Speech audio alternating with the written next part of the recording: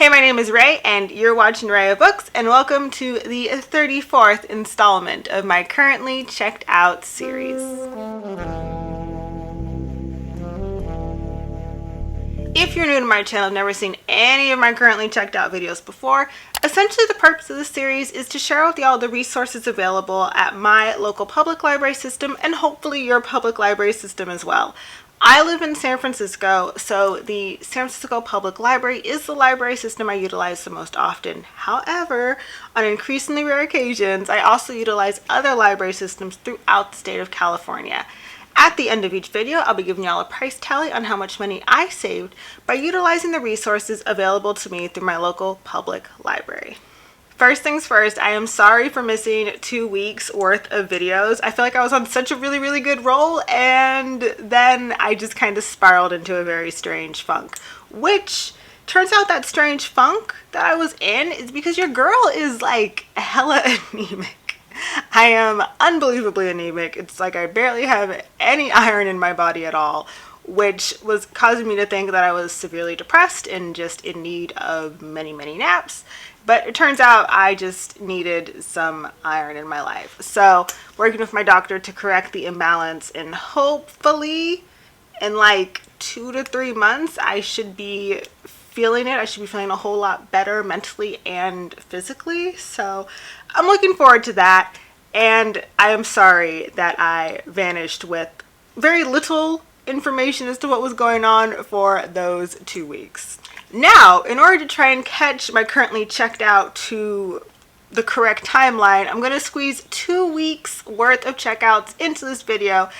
Everything in this video was checked out between April 9th and April 23rd. The first book that I have checked out in this chunk of time is The Spider's Web, a Celtic Mystery by Peter Tremayne. This is the 5th book in the Sister Fidelma mystery series, and y'all, I'm still loving the series. In this one, Sister Fidelma is summoned to a small Irish town in which the local chieftain has been found murdered, and this man named Moen is believed to have murdered him because he is found holding the bloody murder weapon.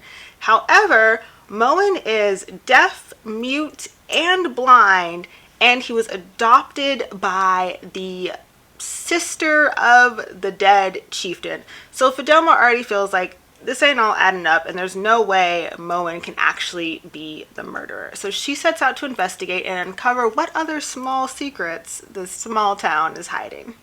This is the first time I've actually been able to get one of these books from the actual shelves at my library system, so this was incredibly exciting, and I am still in love with this series. I've already finished this one actually, and it was really good. Like, it was surprisingly good. I thought I'd figured out who done did it, and then it got flipped, and I thought I figured out who else had done did it, and I thought multiple people had done did it, but it was just one person that done did it, and it was really good. It's very 5th century Irelandy, which is 5th? 6th century. 7th century? The year is 667, so I want to say 7th century. It's just really good. If you are a medieval history person in any way, shape, or form, or if you're interested in like early Christianity and the missionaries and the people who were like going around and spreading Christianity, check out this series. It's dope.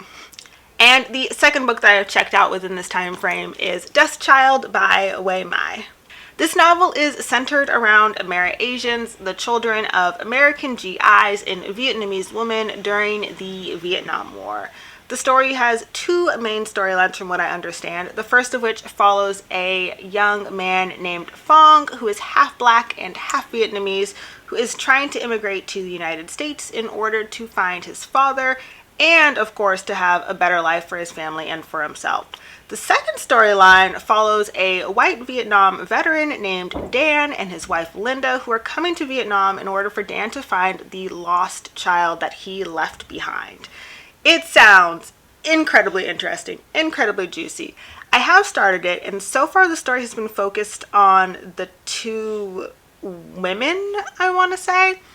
So I am looking forward to getting into it a little bit more. It hasn't been in my usual wheelhouse of book reading lately.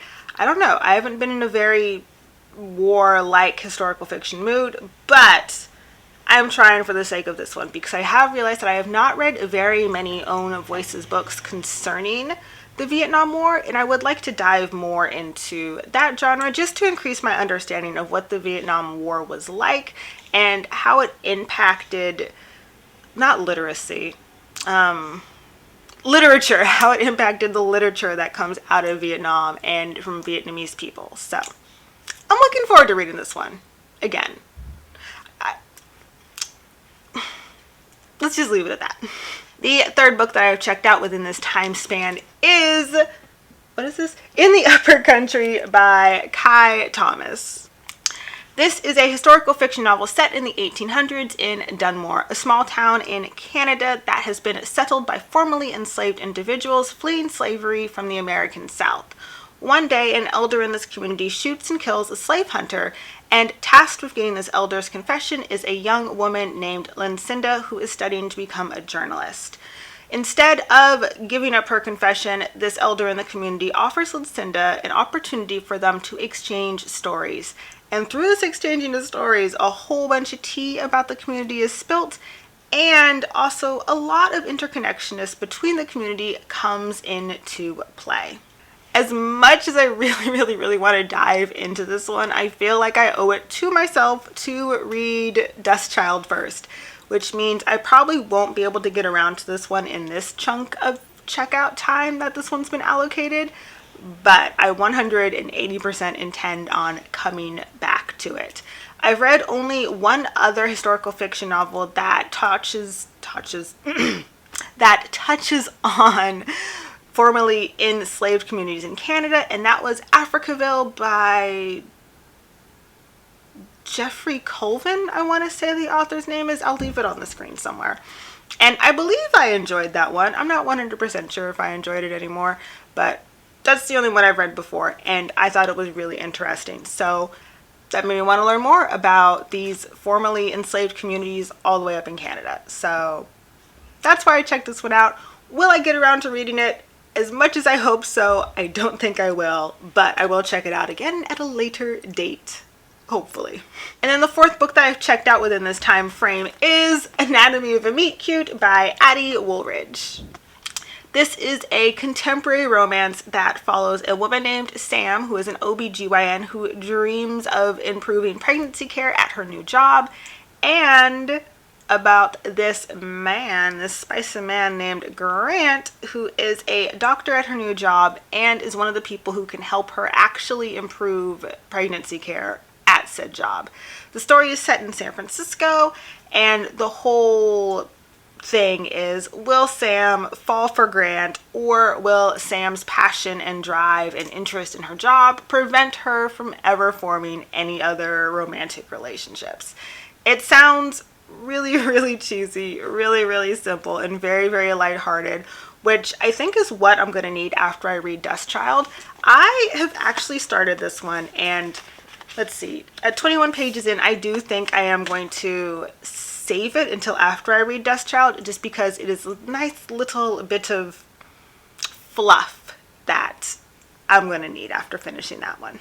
The next two books are both nonfiction books, the first of which is a cookbook, and it's One Simple One Pan Wonders by Jamie Oliver. Obviously, this is a cookbook that focuses on single pan recipes, which I love. I love a really solid single pot, single pan, single sheet recipe.